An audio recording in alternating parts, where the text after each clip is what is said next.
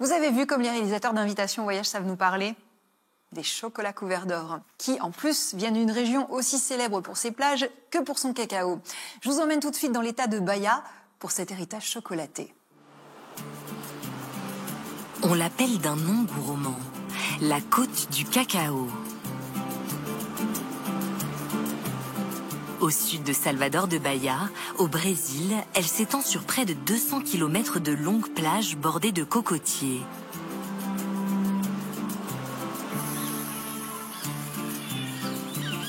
Son nom, elle le doit à une histoire savoureuse, mais non sans amertume, celle de la culture du cacao. Un trésor qui a de tout temps affolé les papilles et l'imagination des hommes.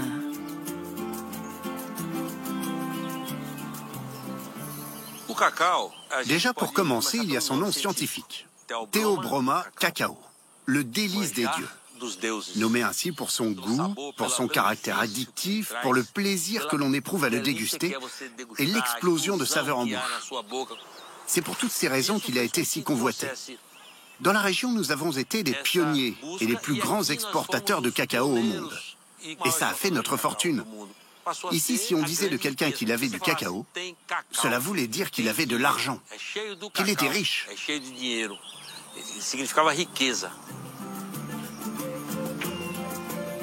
Cette région a été l'un des endroits au monde où le cacao a permis de bâtir les plus grosses fortunes.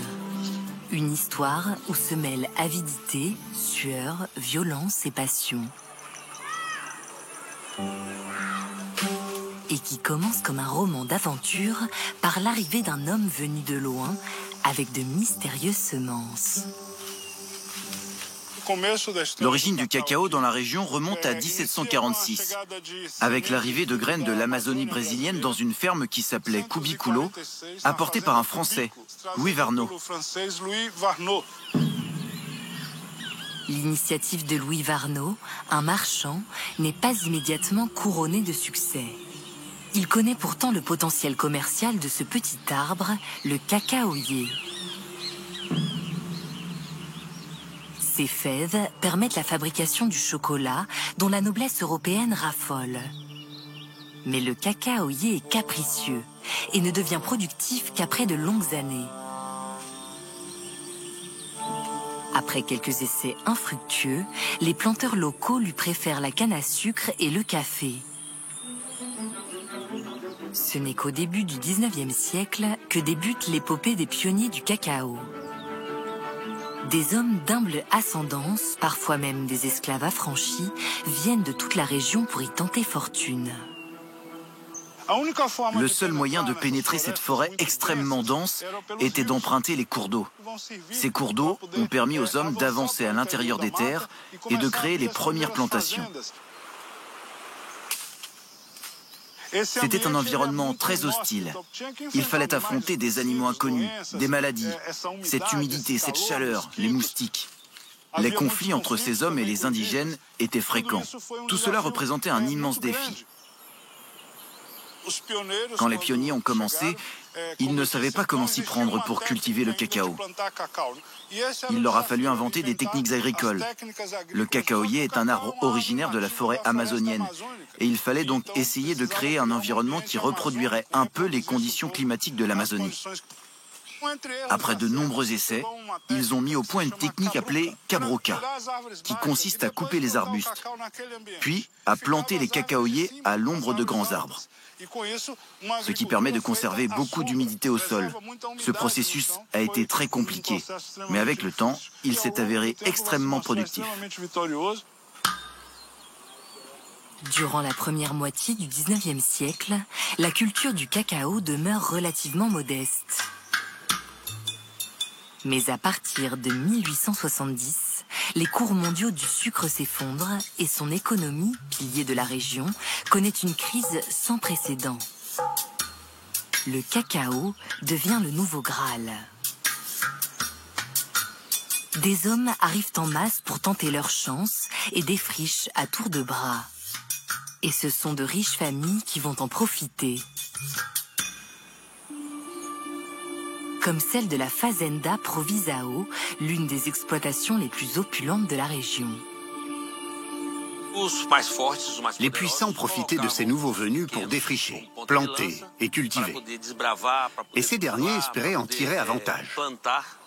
Mais quand ils commençaient à obtenir des récoltes, quand le plus dur avait été fait, les riches familles venaient et s'emparaient de la terre. Parfois, ils les récompensaient pour leurs efforts, mais la plupart du temps, ce n'était pas le cas.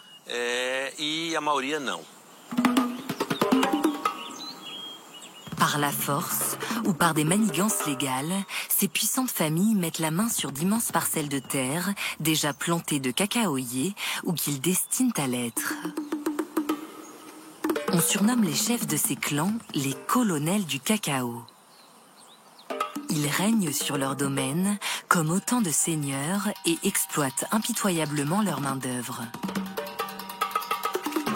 Une force de travail composée en grande partie d'esclaves jusqu'à l'abolition en 1888, puis de travailleurs agricoles, corvéables à merci. Les travailleurs étaient venus ici en espérant rencontrer une sorte d'Eldorado. Mais la réalité était bien différente. La vie de ces travailleurs était très dure. Ce n'étaient pas des esclaves, certes, mais on avait affaire à une exploitation très forte de l'homme par l'homme. Certaines exploitations avaient une technique pour assujettir ces travailleurs. Il y avait un dépôt pour vendre des produits alimentaires, mais les prix étaient bien supérieurs aux prix en ville. C'était une manière d'endetter et donc de retenir les travailleurs. Les colonels, devenus des figures légendaires dans la région, font rapidement fortune à la faveur du boom du cacao au cours de la seconde moitié du XIXe siècle. Le Brésil ne fabrique pas son propre chocolat, mais il est alors le deuxième exportateur de fèves de cacao au monde. Une manne qui permet aux colonels de faire construire sur leurs terres d'imposantes demeures. Ils y mènent grand train, bien loin de la misère des hommes qu'ils exploitent, et font parfois régner la terreur. Il y avait des colonels raffinés, cultivés, qui avaient reçu une éducation. Mais il y en avait des grossiers, des colonels brutaux, presque sauvages, impitoyables. Si un travailleur les défiait, il pouvait décider de le faire supprimer. Ce n'était pas fréquent, ce n'était pas la règle, mais ça a existé. Sans foi ni loi, et rebelles à tout ordre, les insatiables colonels se disputent entre eux le contrôle des terres vierges. À la tête de petites armées personnelles, ils s'affrontent sans répit. Les terres n'appartenaient à personne. Même l'État n'avait pas de contrôle dessus. C'était juste de la forêt.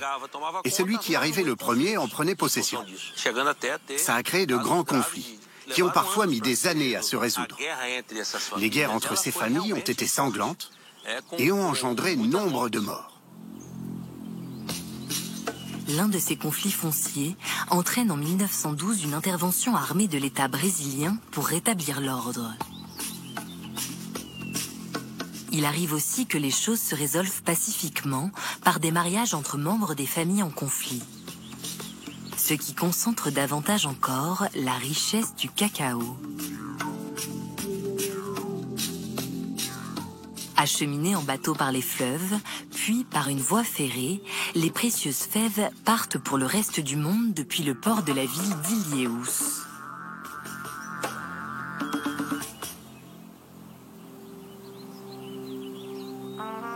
À partir de la fin du XIXe siècle, l'argent du cacao fait surgir une cité qui conserve en partie sa splendeur d'autrefois.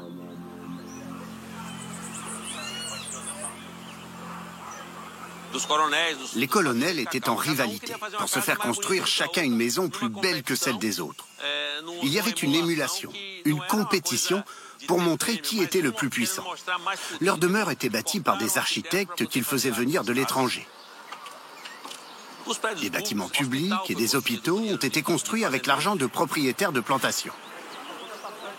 Un cinéma aussi, très luxueux au moment de son inauguration. Les églises et la cathédrale ont également été édifiées avec des donations des colonels. Une famille a offert les cloches, une autre famille les portes, une autre famille les vitraux, par dévotion, ou par volonté de se faire remarquer. Durant cette période faste du cacao, les propriétaires de plantations finançaient même les partis politiques. En sous-main, ce sont eux qui dirigeaient la ville. Dans les décennies qui suivent, les colonels continuent à régner d'une main de fer sur la région.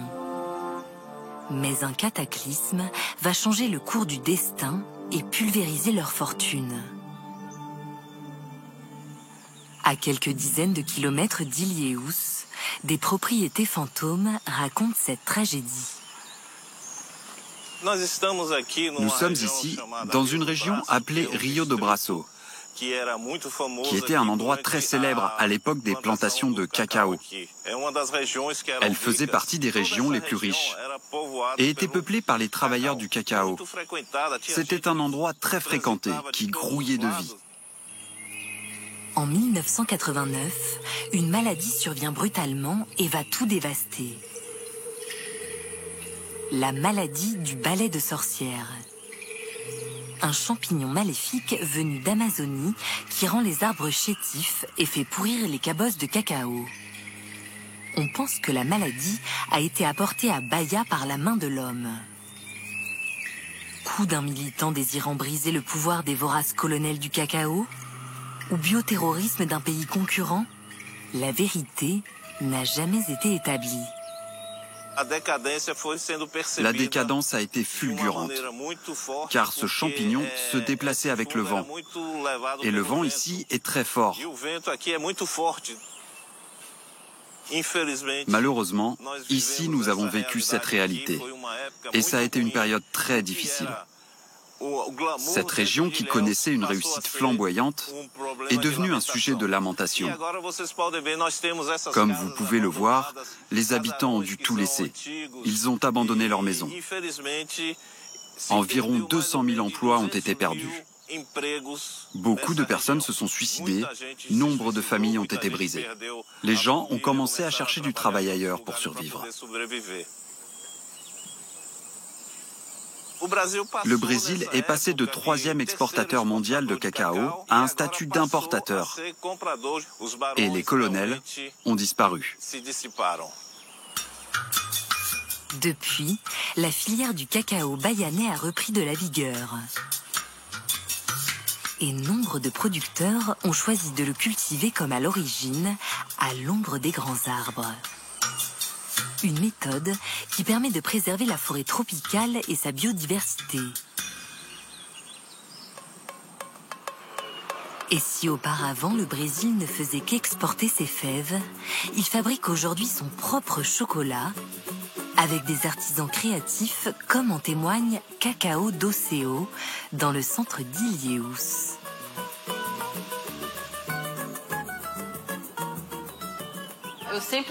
J'ai toujours aimé le chocolat, mais je ne savais pas comment le fabriquer. Je suis allée vivre au Canada et j'ai commencé à suivre des cours sur la fabrication du chocolat, toutes les étapes, de la fève à la tablette. Ensuite, je suis rentrée chez moi et j'ai commencé à faire du chocolat. Ici, au Brésil, j'ai été l'une des pionnières. J'aime travailler avec les garnitures de chocolat. Nous tenons à utiliser des produits issus de notre région et j'aime beaucoup explorer le cacao dans son intégralité. Nous avons donc là un chocolat qui contient une gelée à base de pulpe de cacao. Nous l'associons également à de la noix de cajou. Et comme nous habitons une ville de plage, nous utilisons aussi beaucoup de noix de coco.